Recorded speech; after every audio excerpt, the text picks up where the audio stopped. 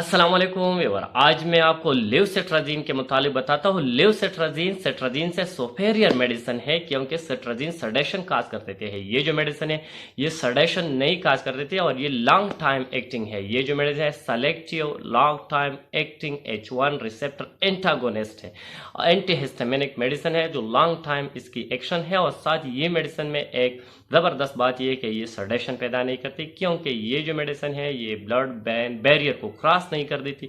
इस वजह से ये अनूदगी सडेशन पैदा नहीं करती एज कम्पेयर टू सिट्राजीन। ये मेडिसिन टेबलेट के फॉर्म और एक सिरप के फॉर्म में मार्केट में अवेलेबल है। ये 5 मिलीग्राम और 10 मिलीग्राम की स्ट्रेंथ रहती है। आज मैं लेवसिट्राजीन पर कंप्लीट रिव्यू दूंगा। अगर आप हमारे चैनल पर नए हैं तो सबसे पहले इस चैनल को सब्सक्राइब करें। चलो स्टार्ट करेंगे लेवसिट्राजीन टेबलेट की यूजेज। ये जो मेडिसिन है ये एलर्जिक कंडीशन के लिए इस्तेमाल किया जाता है। जैसे आपको जुकाम लगे, जुकाम की वजह से आपकी फ्लो हो, आपको नाक बह रही है, आँख वाटरी आई हो यानी आई से आंख से पानी बह रही है, आंख में खारिश होती है, तो जो भी एलर्जी हो इसके ट्रीटमेंट के लिए आप इस मेडिसिन का इस्तेमाल कर सकते हैं। ये जो मेडिसिन है ये आप आर्टिकेरिया में इस्तेमाल किया जाता है। आर्टिकेरिया एक बीमारी होती है जिसकी जो एलर्जी होती है, जिससे आपकी स्किन में धब्बे बन जाते हैं, खारिश पैदा होती है। अगर आपकी स्किन में खारिश हो, डर्माटाइटिस हो, स्किन रेडनेस हो, स्किन में जो रैशेस पैदा होती है, खारिश आती है, तो इसके ट्रीटमेंट के लिए भी इस्तेमाल किया। एक्यूट एलर्जी लगी आपको कोई खुराक की वजह से या आपको कुछ पौधे वगैरह है इससे, लेकिन जो भी चीज़ से आप एक्यूट एलर्जी हो तो एक्यूट एलर्जी के ट्रीटमेंट के लिए भी इस मेडिसिन का इस्तेमाल किया। अगर आपने कोई कीड़े ने काटा, जहरीली कीड़े ने काटा, स्नैक बाइट हुई तो आपको स्नैक बाइट हो, इंसेक्ट बाइट हो, कोई इंसेक्ट हशरात से आपको काटा और इसकी वजह से आपको एलर्जी होती है, खारिश होती है, एचिंग होती है, बर्निंग होती है, तो इसके ट्रीटमेंट के लिए भी इस्तेमाल है। अगर आपको सांस लेने में दुश्वारी हो, सांस लेने में मुश्किल हो एलर्जी की वजह से,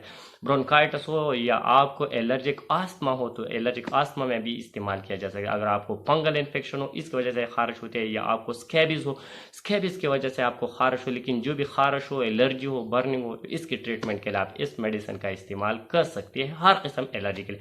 अगर इसकी प्रिकॉशन को देखा जाए तो इस मेडिसिन के साथ दूसरा साइनस डिप्रेशन मेडिसिन इस्तेमाल नहीं करना क्योंकि ये साइनस डिप्रेशन और इसके साथ तो और बहुत से मसला पैदा हो सकते हैं। रेनल फेलियर, अगर आपको किडनी की मसला हो, किडनी डिजीज हो, तो इसमें भी इस्तेमाल नहीं करना चाहिए।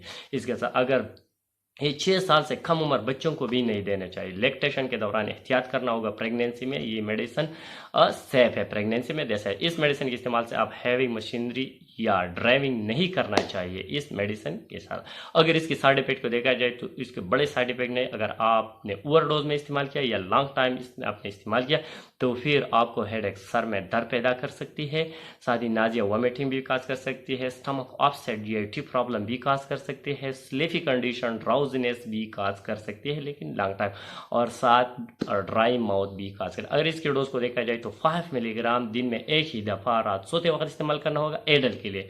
और 6 साल से उम्र से बड़ा है और 15 साल से कम है तो इसके लिए 5 मिलीग्राम डोज में एक दफ़ा इस्तेमाल करना होगा। लेकिन डोज की नौइयत डॉक्टर की रिकमेंडेशन के मुताबिक, डॉक्टर ने जितनी मकदार में आपको रिकमेंड किया इतनी ही मकदार में इस्तेमाल करें। लेकिन जो भी मेडिसिन आप इस्तेमाल करें, इस्तेमाल से पहले अपने डॉक्टर से सलाह मशवरा करके बाद में इस्तेमाल करें। Thank you for watching.